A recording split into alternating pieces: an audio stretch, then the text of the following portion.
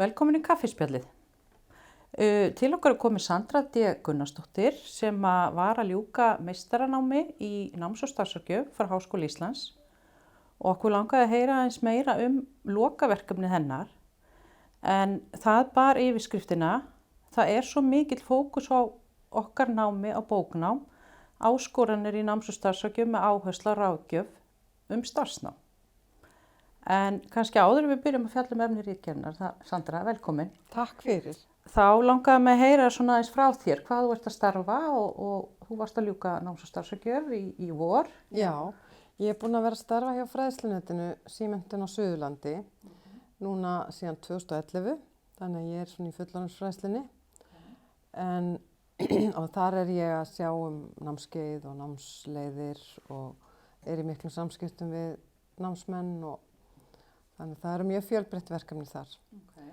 Og síðan ákvað ég að fara í þetta nám meðframstarfi og það er auðvitað mjög gott að hafa náms- og starfsráðgjöfina í starfi hjá Símenntunarstöð. Já. Þannig að ég er svona búin að vera aðeins í róleitum síðan 2016 Já, og kláraði svo í vor og er svona að máta mig inn í náms- og starfsráðgjafastellingarnar í starfinu líka. Já. Þannig að áhuginn hefur kviknað svona út frá starfinu þínu í fullorðinsfræðslu. Já, í rauninni gerðan það. Já. Og svona sameinaði kannski fyrra nám og starfsreynslu. Já, þannig að mér fannst þetta svona. Já, hvað varstu með í fyrranámi? Ég er með kennaramenntun og síðan er ég með viðbótarnámi í mannauðsstjórnun. Já. Og hef starfað við ráðgjöf og ýmiss konar svona störf í stjórnun og ráðgjöf, já. Okay. En hvað var til þess að þú valdir þetta efni á ritgerðinni? Sko, fyrst ætlaði ég að skrifa bara samstarf atvinnulífs og skóla. Það var svona upphafshugmyndin. Og hún svona kom til að því að í náminu vorum við alltaf að lesa efni og skýrslur sem að sýndu fram á það að það var alltaf verið að hamra því að þyrfti að efla samstarf atvinnulífs og skóla og efla náms- og starfsráðgjöf. Þannig svona byrjaði vinkillinn. En svona síðan í samvinnu við leiðbeinanda minn, annan leiðbeinandan, hana Stellu Blöndal, að þá varð auðvitað skerpa fókusinn. Já. Og á endanum ákvað ég að taka viðtöl við náms- og starfsráðgjafa í grunnskólum þeirra ráðgjöf með svona áherslu á starfsnám. Já. Og líka svona fá fram þeirra sýn á þetta með starfsnámið og hvers vegna svona fáir nemendur velja starfsnámi í lok grunnskólans. Svona, og það hafði ekki verið skoðað áður, svona, mér vitanlega, þannig að það var svona. Okay. Já. En svona áður við kannski förum nánar onni í ritgerðina, var eitthvað sem kom þér á óvart svona í niðurstöðum? Já, það kannski, já, bæði og. Það kom eiginlega, já, kannski mest á óvart hvað grunnskólinn er bóknámsmiðaður. Og þegar ég segi bóknámsmiðaður þá þýðir það alls konar hindranir fyrir náms- og starfsráðgjafana til þess að sinna náms- og starfsfræðslu og ráðgjöf varðandi nám og störf. Og það eru svona þetta bóknám gengur alltaf fyrir og grunnskólanum er sniðinn svolítið þröngur stakkur í aðalnámskránni hvað varðar bóklegu greinarnar. Þurfa að halda vel á spöðunum til að komast yfir það allt, sko. Þannig það var kannski svona það sem kom mér mest á óvart. Já. Þegar ég hefði einhvern veginn séð fyrir mér að það væri svo auðvelt að samþætta náms- og starfsfræðslu inn í allar þessar bóklegu greinar. En það svona reynist. Það reynist erfiðara. Já, það er raun bara vitni í mínum viðtölum. Já, ok. Og hvað voru þetta margir náms- og starfsráðgjafar sem þú talaði við? Þetta voru 7 náms- og starfsráðgjafar og bæði á landsbyggðinni og höfuðborgarsvæðinu og í mismunandi stórum skólum og þannig ég reyndi svona að hafa svo alltaf breytt í viðmælendahópnum og þær voru með starfsreynslu frá 2 árum og upp í yfir 20 ár. Þær voru líka í skólum frá 300 barnaskólum upp í yfir 700 barna. Þannig að Og þetta voru allt ráðgjafar úr grunnskólanum? Já, það var allt ráðgjafar úr grunnskólanum og sinntu allir sem sagt ráðgjöf við elstu bekkina. Það var svona, já, fókusinn. Já.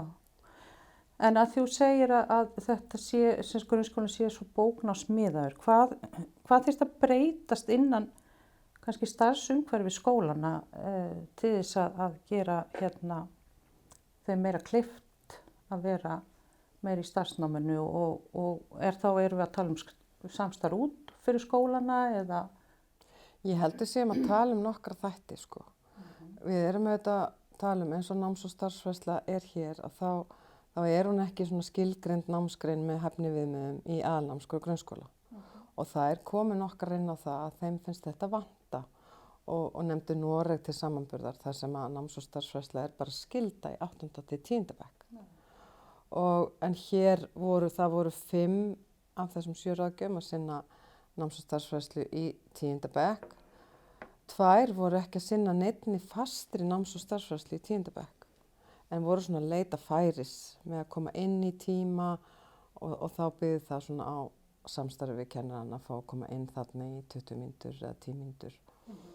Og þannig að ég held að það sé klárt mál að það þarf að gera henni einhvern veginn meira vægi og flétta hana betur inn í skólastarfi. Og eitt af því væri að bara hreinlega gefa henni meira vægi inn í aðalnámskránni. Og svo með samstarfi út á við, það þetta líka veltur svolítið á hverjum og einum ráðgjafa. Og það ekki mikill tími, þær eru einar í flestum tilvikum.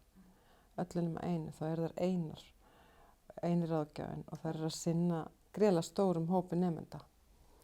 Og ég var nú bara einmitt að hugsa á leiðinni hingað til þín að sko ég held að það hafi verið 2007 sett fram svona rík krafa að viðmiðið væri 300 nemendur per ráðgjafa og meira segja í minnsta skólanum þar sem voru 300 þá bara var hún á harða hlaupum sko. Og það hefur líka margt gerst síðan 2007. Þannig að ég held að meira segja þetta viðmið sé ekki lengur við í dag. Þannig að það held ég vantar klárlega fleiri ráðgjafa til að sinna þessu. Og svona þetta verði einhvern veginn, þetta verði ekki bara eitthvað svona uppákomur eða eitthvað svona happening, einhver einn og einn viðburður, heldur sé þetta fræðsla, reglubundin fræðsla yfir lengri tíma. Þar sem verið að svona hjálpa nemendunum að svona tengja einhver starfsvið við sinn áhuga og hvað geti svona séð fyrir sér í framtíðinni og þeim dúr. Já, að því að nú virðist sko, og það kemur fram í ritgerðinni hjá þér að áhugi nemenda á starfsnámi að glæðast í raun og veru og þau svona kannski opnari fyrir því en áður. Hvað verður til þess, veistu það? Er eitthvað sérstakt sem að verður til þess? Sko það kom alveg fram í flestum viðtölunum að bara svona þessi umræða og þetta átak sem hefur auðvitað verið núna kannski síðustu 5-7 ár varðandi starfsnámið, það að skila sér.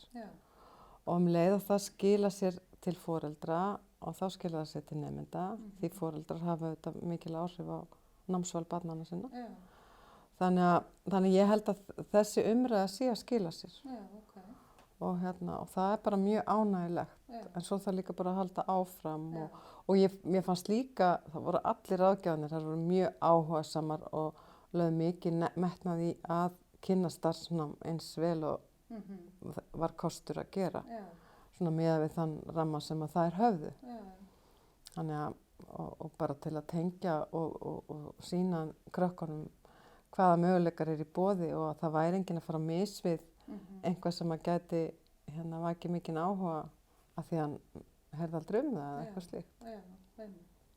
En hvað það sem að kannski að stoppa þau aðalagi og svona að velja sér starfsnám og hverjir eru þá kannski svona helstu áhrifavaldarnir, ef að má segja sér svo, í valið þeirra? Þú nefnir foreldrana til dæmis. Já, það hefur náttúrulega sýnt sig áður í öðrum rannsóknum að foreldrar hafa mjög mikil áhrif og kannski bara eðlilegt. Þetta eru börn en það en vinir hafa líka töluverð áhrif. En það var mjög misjafnt samt. Það var allt frá því að ráðgjafarnir teldu vini hafa lítil sem engin áhrif upp í mjög mikil. Þannig að það segja svona töluverð áhrif. En svo það líka bara þetta að þetta bara leiðin sem flestir velja. og þau eru kannski ekki orðin nógu gömul eða hafa þroska til þess að vera ákveð á þessum tímapunkti. Og ég tala nú ekki ef þau hafa ekki fengið reglubundna náms- og starfsfræðslu, bara allavega allt unglingastigið og helst lengur myndi ég halda. Þannig að þá er kannski bara auðveldast að velja leiðina sem að flesti vilja. Og svo auðvitað kom líka fram að það er alls konar misskilningur að þú veist, ef þú vilja starfsnám, þá ertu kannski að loka á eitthvað háskólanám. Þú ert ekki að halda öllum möguleikum eins opnum og það kom líka fram að þær kynna það mjög vel að þú getur alveg tekið stúdentspróf jafnhliða starfsnámi en það bara virðist ekki alveg skila sér nógu vel og líka svona hvað ég var að segja flökkusögur það að það sé miklu erfiðara að ætla að fara í starfsnám og taka svo stúdentspróf og svo öfugt. Það sé miklu erfiðara að taka fyrst stúdentspróf og ætla svo í starfsnám. Og auðvitað eru starfsnámsleiðirnar margar og oft er þetta flókið að átta sig á hvaða leið er best að fara og þannig að það er svona, Já, og eru þau kannski frekar að velja sér skóla heldur en endilega nám eða námsleið? Já, það kom mjög skýrt fram að fyrst og fremst eru flestir að velja sér skóla. Og þá var það annars vegar þessir vinsælu skólar sem eru yfirleitt svona þeir sömu frá ári til árs, svona nokkrir 6, 7, 8 skólar. Og svo þetta hvort þú vilur áfangaskóla eða bekkjarskóla. Það var svona hin hliðin og það kom mjög áberandi fram og það voru þarna einhverjir ráðgjafar búnir að fatta það að þeir hættu bara að tala um skóla. Þeir fóru bara að tala um brautirnar og bara fókusir á hvaða braut ætlar þú að fara á. Hvaða námsbraut vilt þú stefna á og bara tóku út skóla. Bara svona til að reyna að snúa aðeins á þetta En svona í alþjóðlegum samanburði, hvar stöndum við öllu fæti þar eða? Já, við höfum gert það töluverðan tíma, staðið mun aftar en flestar aðrar Evrópuþjóðir og þjóðirnar sem við berum okkur saman við. Og mér minnir að tölurnar séu 10% á Íslandi sem velja starfsnám í þessum aldursflokki 18 til 24 ára. En ég held að meðaltalið í Evrópu sé 19-20%. Þannig við stöndum höllum fæti og það er svona eina ástæðan fyrir því að það er búið að vera að tala um að það þurfa að efla starfsnám, það þurfa að efla náms- og starfsráðgjöf og þannig að En það fer töluverður tími hjá ráðgjöfum eða ekki í að kynna starfsnámið. Meiri tími heldur en að kynna bóknámið. Já, það er náttúrulega yfir 100 starfsnámsbrautir í boði núna. Og eins og ég nefndi áðan, þú veist, þetta er svolítið flókið umhverfi en bóknámsbrautirnar eru innan við 20 held ég, kringum það. Þannig að og jafnvel misjafnt á milli starfsnámsskólana, hvaða kröfur eru gerðar, hvaða viðmið eru og þannig að þetta getur verið heilmikill frumskógur að fara í gegnum. Þannig að, já. En nú hefur Iðan haldið nokkuð skeið út í vefnum Nám og störf í samvinnu við rafmennt samtök Iðnaðarins og Verkinn. Það er mitt nefndu það nokkrar og ánægðar með þennan vef. Eins sagði bara ég elska hana vef. Já, það var mjög ánægjulegt fyrir okkur að heyra veltalað vefinn og við höfum verið að svona aðeins að breyta hann og efla hann og við höfum verið að setja svona fyrirmyndir. Sem þetta hefur fengið ungt fólk sem er farið í nám í greinunum og er starfandi í greinunum að segja svona af hverju þau völdu nám. Er þetta eitthvað sem er að höfða til unglingana? Já, ég held að það auðveldi ráðgjöfunum mjög að hafa aðgang að þessu og fá svona reynslusögur og geta sýnt þeim eitthvað frá þessu fólki, Já, ég held að það geti klárlega hjálpað. Já, þannig að svona upplýsingasíða er eitthvað sem að náms- og starfsráðgjafarnir eru virkilega að nota. Já, og kannski væri líka snautt að gera eitthvað svona myndbönd með þessu fólki, Já, eitthvað svona einmitt. stutt innslög, Já, þannig að þau já. getur líka hort, Já. sko. Við erum reyndar að byrja á því, við erum búin að Já. taka upp eitt, þannig að Já, ok, það er í þróun, sko. Já, þetta er Þannig að bara einmitt. við byrjum á því að sitja svona viðtöl og, Já. og erum núna að fara yfir í að Já, taka já, myndbönd. vilstu vel það. Já, en er eitthvað meira sem þú sér fyrir þér svona út frá ítkenni sem gæti gagnast inn á svona síðu? Já, það er kannski spurning þetta og við erum kannski ekki búin að koma inn á með samstarfi við atvinnulífið. Já, einmitt. Að hvernig það getur verið formfastara og þeim fannst svolítið skorta á að það væri eitthvað skipulag á þessu. Já. Og flestir nefndu þetta gert verkefni og sumar voru mjög ánægðar með það og sumar ekki eins ánægðar og þú þarft að sækja og þetta tekur þetta allt líka tíma. Og svo náttúrulega munur á landsbyggð og höfuðborgarsvæði hvað þetta varðar. Þannig að það mætti kannski einhvern veginn reyna að formgera betur samstarf við atvinnulífið og hvernig það er. Þannig að það þurfi ekki svona hver og einn ráðgjafi að finna svolítið upp hjá sér hvernig á ég að gera þetta Já, þannig að við getum komið inn þar svona sterkari með aðstoð og stuðning varðandi það. Já, en það voru líka dæmi mjög flottar heimsóknir úr atvinnulífinu, alveg niður í 2. og 3. bekk.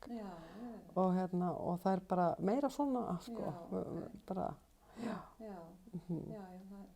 Náms- og starfsráðgjafar fagna sjálfsagt öllu í svona sem að gert er í svona málum. En svo kann það líka verið hindrun bara að ferðast á staðina, bæði út af fjarlægðum og líka bara út af kostnaði, út af tíma.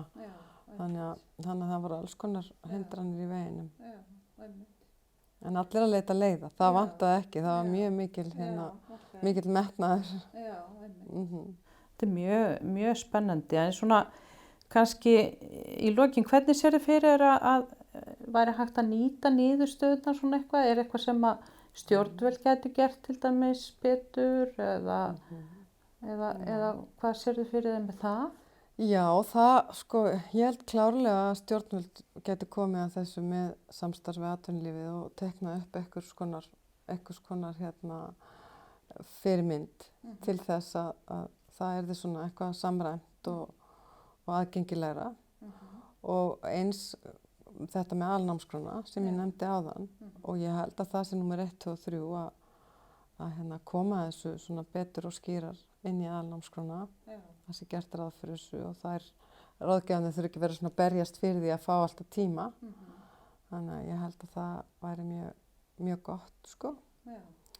Og eitthvað fleira sem stjórnvöld geti gert og svo vantar ennþá heildstæða stefnu bara í náms- og starfsráðgjöf.